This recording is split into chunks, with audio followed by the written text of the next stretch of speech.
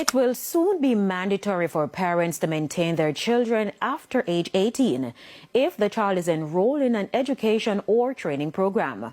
This follows changes to the Maintenance Act, which were passed in the House of Representatives on Tuesday.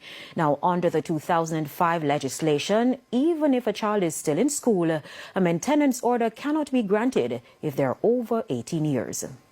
The effect of this is that the Principal Act allows parents who are required to pay maintenance to discontinue paying maintenance for his or her child as soon as the child attains the age of majority.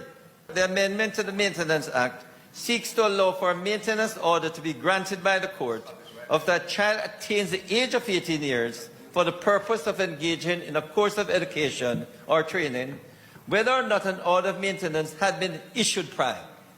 Such order, however, would not extend for any period beyond the child attaining the age of 23 years.